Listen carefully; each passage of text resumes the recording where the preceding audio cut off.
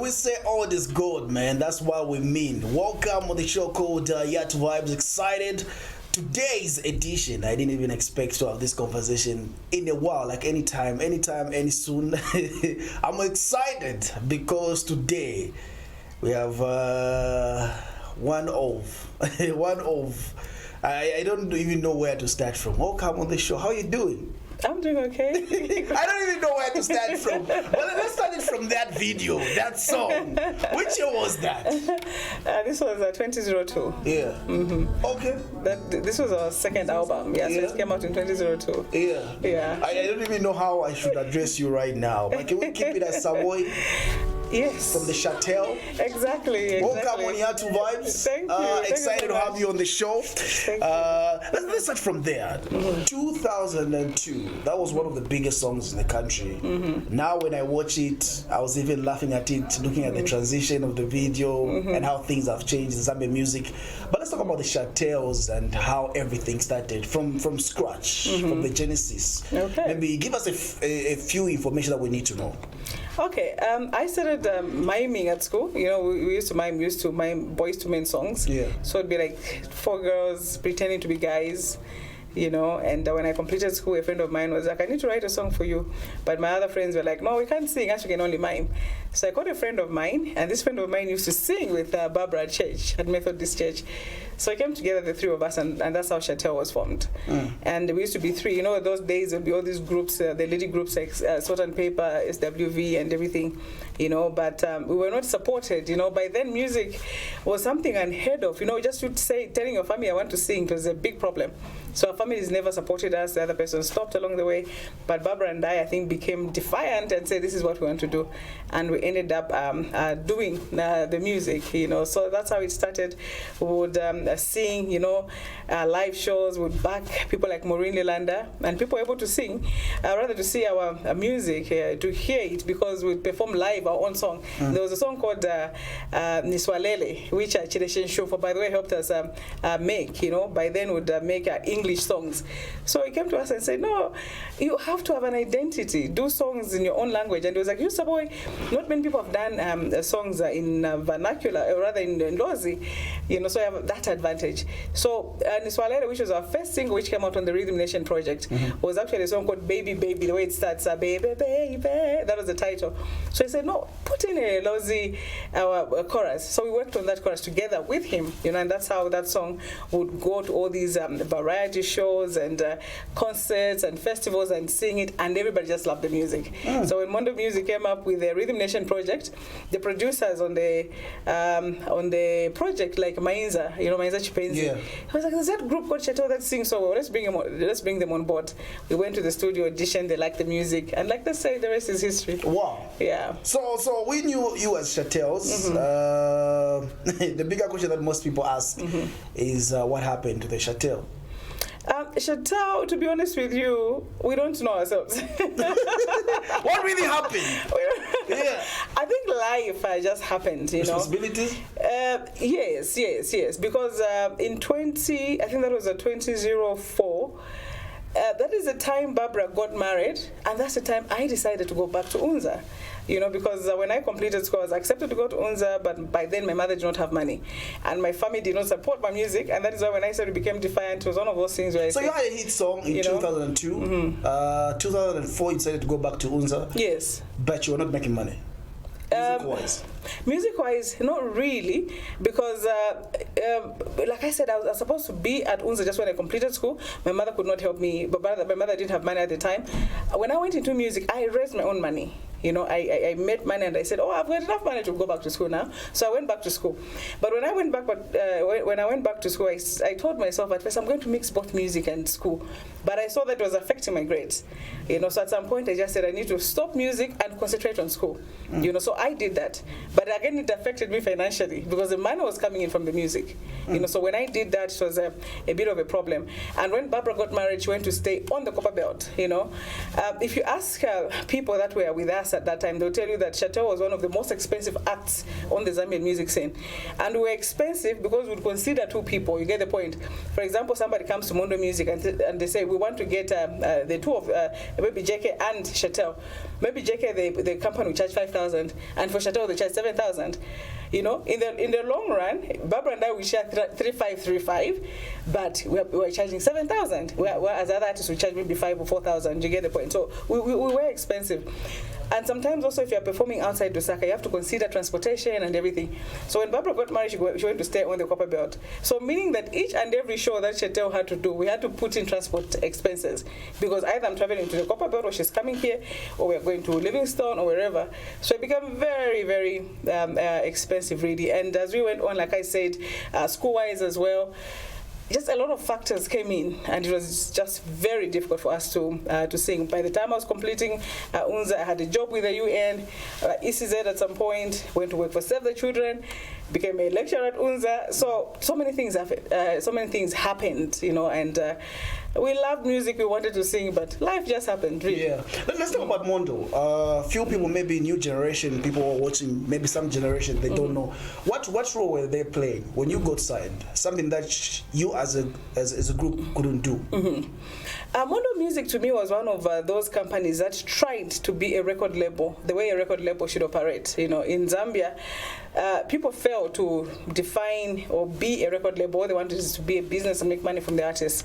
You know, I think the only other person that tried to do what Mondo did after a long time was Kalandanya. You know, I'm happy with what he was doing and whatever.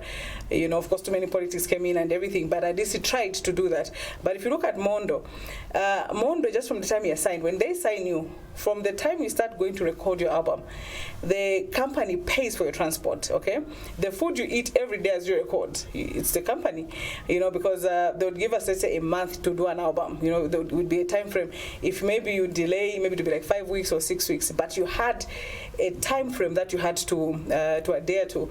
You know, from there, once the music was done, you know, the outfits, everything, you know, so the media appearances, you know, the photo shoots, the company basically did everything for you as the artist, you know. So from there, that's when now they started also now selling and everything. Of course, the contracts were bad, that I'll tell you. You know, our contracts were very, very bad. You know, I know that worldwide, you find that when you're a new artist, the company might take advantage of a new artist and everything. But one thing I would give Mondo credit for is just the fact that they did really try, you know, to do the best. You know, they knew to say, okay, you may not make money from the music, you're going to make money from the shows. We made a lot of money from the shows. You know, we'd have shows maybe even sometimes 3-4 times in a week.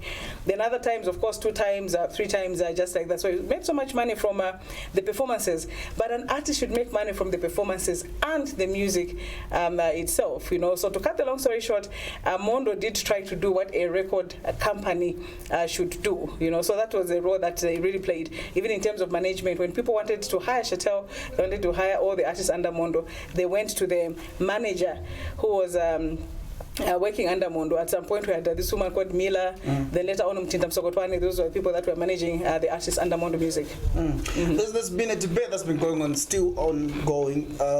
Like we just played one of your old songs right there. Do we still get something at the end of the day? Because these songs are still playing on radio. As artists, because you were signed under Mondo, do you still get paid with what you did way back, or maybe all the copyright goes straight back to Mondo? Actually, on that one, to be honest with you, if 1 or 2 things are not done right, you see us in court very soon with Mondo Music. You know, that's a sad part about it. When we were signing our contracts, we thought maybe the contracts were running for 5 years for certain things. After 5 years elapsed, we went back. Barbra and I went back to Mondo Music and said, "Oh, we've come back for our rights and everything." Then they were like, "No, you should have seen this and this clause. This clause means the music is owned by us in perpetuity and everything." So we're like, no, we're not going to allow that, you know. So we spoke, and then they said, "Okay, fine, we'll sell you back the rights," you know. So an arrangement was agreed upon to say, "We'll sell you back your rights, but only when you finish paying for this, then that's when we give you like the online rights, because all other places you can utilize it, but online will continue making that money, you know, getting or rather owning the rights." But the funny part is this: they insist on still owning the rights online, but we don't get money for anything. You get the point? Because that's for the money they're making online. We should, when the players can actually buy the rights off them. You know, we have not gotten our money for so many years. And also the sad part is that if you go online right now, there's so many people that have created accounts for Shatel. you know, our various music, and people are making money, you know. So for some of it, even Mondo itself is not making money. Just individuals from we don't know where, you know, we just came in. I remember the other time Nalu called me, and then they were like, this music, I don't want to mention the name. There's this music, this Zambian platform on this music platform online. They are selling our music at 99 kwacha. You know, is the Shatel? I certainly want to mention it. Okay, yes, it's let me be honest with you. Okay. Yes, it's Vesasani. Okay. So it was like, I've seen our music on Vesasani. Who signed the contract? And who's making money from it? Because we have seen your music, our music is also there. You know, so we are yet to meet with some of these artists who sit and say, who's making money? Because whoever is making money, if it's Mondo, then we just need our cut. If it's another person, we need to take that person to court, and then they do what they give us back our money, whatever it is that they need to do. Because there's so much of taking advantage of artists in this country. You know, the intangible rights, for example, or rather intangible properties that we have. People take advantage of copyright. You know, they're not like tangible properties. Today, when I get your shoe, because everybody can see that I've taken your shoe, they'll say, Abansapato, you know what I mean? I'm Tengera TV. It's easy for people to follow to say she stole the TV from this person. But when I say I sang this music and people have put it online and they're making so much money from it, people don't understand the kind of theft and the money that these people make and disadvantaging the artists. They don't really see that. So I think when we start going to court and doing certain things, I think that's when people will see just how big of a problem this is. The other question I'd like to find out, if we could turn back the hands of time, way back, what advice would you give yourself, the younger you, that you feel like, if I look back, I would have done this better somewhere? What advice would you give yourself? Okay. Something that you felt like you did wrong. Something that I feel like I did wrong, music-wise or just generally? Okay. I think I would have stayed in certain job positions maybe longer. You know, I worked for the UN and I left such a good job. You know, I said, I want to do my master's right now and everything. Maybe I should have had that job for 2-3 years longer. You know, it's one of the regrets that I have, if I should call it that, because like I said, I have very, very few regrets. If I look back and I say, okay, maybe this, maybe that, because we do certain things for the sake of job opportunities and everything, and the kind of work that we want to do. So sometimes you want to achieve a certain something and you think, I can risk this for this. So maybe, just maybe, I could have had more impact on people's lives and just certain things if I stayed longer in that position that I had. I have two last remaining questions. First one is trying to find out why do we still have few female artists in the industry. I'm sure in as much as you have not been doing music for, like, now you're concentrating on other things, but I also want to find out, why do we still have few female artists in the music industry? I'm asking this question based on your experience way back. It was almost the same thing. Yes. Like, it's an industry that is male dominated, like we have more male compared to less women, and you find that when female artists come on the scene, initially their career is not like longer than a guy's career. Why is it like that? Yeah. It is so sad. And you know, for me, I don't know how God made me. I always find myself in these male-dominated industries. Music was male-dominated. When I was a lecturer, I was the only female political science lecturer in my department. Politics right now, still male-dominated. And for me, what I see sometimes is, number one, women are not as much of risk takers as men. That's one thing I can tell you for a fact. You know, apart from being an artist, I was also a music administrator. From 2009 to 2013, I was the person that represented all the musicians in the country at the National Arts Council board. You know, so I had that experience of a musician plus a music administrator. Also, my company, a media company, would do a lot of shows for artists and everything. And what I also learned is that men push a lot in music. You know, sometimes you'd have maybe a concert and you'd say, for this concert we need people to come through and advertise a show. When you say that, you know, for the men, they know that apart from advertising the show, they're advertising themselves, you know what I mean? They're selling themselves and everything. Maybe somebody even has a new project. They are willing to go to TV and radio and even sing that new song and everything. But for the women, just say, oh, advert. Need to pay transport, need to pay chani. So most times I'll even sit down with the women and, guys, I think you push, you know. And many times I'll tell them, even now, to say, you saw when Shatel was singing, would be there, because we'll do things 2 or 3 times harder than the men. When you are in a male-dominated industry, and that's the trick about a male-dominated industry, when you are in such an industry, work harder than the guys. You know, that's the tricky thing about it, because them, they already have that advantage, you know. But for you as women, trust me, you really have to do a lot. You need to push. I've noticed also in music right now that one of the ways people get known is by collaborating with certain artists. A newcomer artist in this country, for example, they'll go, Slap D, Ndani, this one, Exile. I want you to write me a song. I want you to feature. Maybe they'll even get money and they go to that artist and even pay them. But a female artist, so I tell them all the time, please push yourselves, you know. And I'll give them an example. Look at Mampi, you know. And Mampi is a person who, even the time she was starting music, should come to us, should come to Barbara and me, and would sit and have conversations with her. And she's one of the people that I'm really, really proud of, you know. So she's there, and I'll tell them, you're not really an artist until you see your name on a banner. And I tell the ladies, most times the only name I see on a banner is Mampi. I see Mampi, I see Cleo right now, okay, I see Wezi, and of course a few others, but it's still not satisfactory. We need our ladies to push. We need our ladies to be strategic. If a certain artist is making so much sense, talk to that artist, maybe do a feature with that person and stuff like that. So they need to do that. Your thoughts on the current state, Zambian music? I know you see it from afar. From 2000, now we're talking about 2023. Yeah. What's your thought? And believe me, I don't even see it from afar. I see it from very close, actually. There's one point where you just come across it, listen to it. Yeah, very close, because I'm not a professional artist anymore. I don't sing professionally, but I've always been very, very close, you know, when it comes to music and everything, and the political side of our music. So music advocacy and everything is something that I have never, ever stopped. So looking at the music industry right now, I think government has to really invest. You know, I've been giving examples to say, in Congo, for example, you know, Mobutu Sese Seko, the dictator that everybody says he was, or that he was, he loved music so much, you know. So at a personal level, he would pump in money into the musicians, and look at where Congolese music ended up being. In Nigeria, you know, the government a few years ago decided to pump in money, you know, to say, let's invest in this, and we can see the returns, you know. So in Zambia right now, we have reached that level whereby government just has to pump in money. I'm so sad that even when now, the budget has been given, there's so little that the music have to benefit, you know.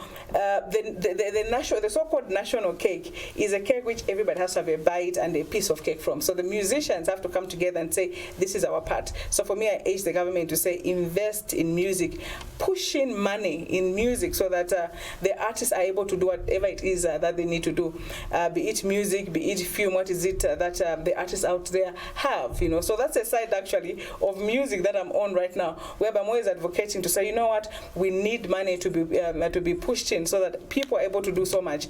A long time ago, for you to make it on the international scene, you had to maybe sing with an American artist. But these days, the Americans are coming to Africa, they're going to Nigeria, you know, to sing with the Nigerians. And we see how big these songs are when they sing with the Nigerian artists.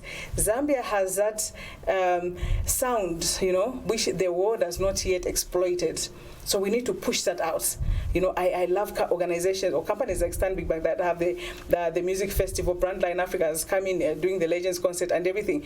All these people have to be supported. You know, how is it that they can come in and ensure that they pump in money in the musicians? People need to have studios. People need to have money to just go out and produce more music so that we really, really develop the music industry in this country, because the artists in this country do have, you know, what it takes. What they just have, what they just need rather, are the right investments. You know, for you to get a Nigerian artist, for example, or even a Diamond from Tanzania, you pay about $50,000 to $80,000 per artist. You know, so meaning that the government, when the right investments are put in music, they are going to make so much money, first of all, from taxes, and they're going to contribute to the GDP of this country. And for me also, since I'm on the other side in terms of politics, music is not only about entertainment, it's also about foreign policy. That's why you see countries like China, like America, even Nigeria, South Africa, they use art so much for their foreign policy, because sometimes people may not be interested in politics, movies, but they're going to watch a Van Damme movie. You know, they're going to watch a Sylvester Stallone. So from there now, you're pushing your agenda as a country. So in Zambia right now, the government, if they want to sell themselves out, they can actually use music, they can use film in a way that they project themselves in a certain way. Nigeria is benefiting from that. South Africa is benefiting from that. Because when people watch a Nigerian movie, before you know it, everybody wants to sing like a Nigerian.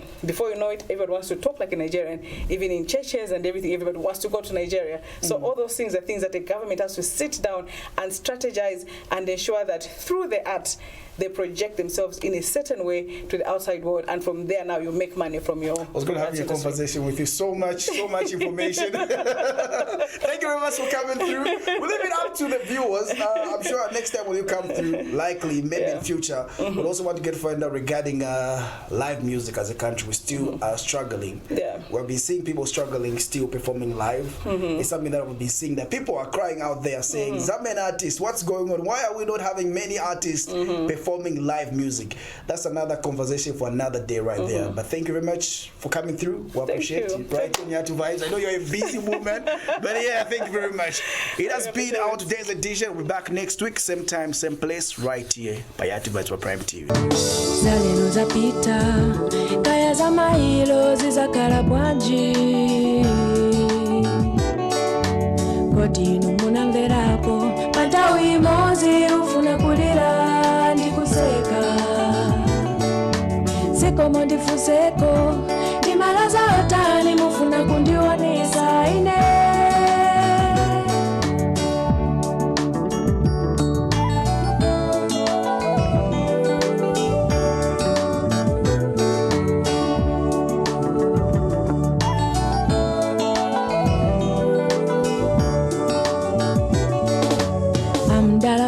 Chifundo ndino okwatira mulendi ya kazi kunyumba nanga papa mukuti it's okay unga kale girlfriend wanga izo za girlfriend yai ine ndifuna nyumba yanga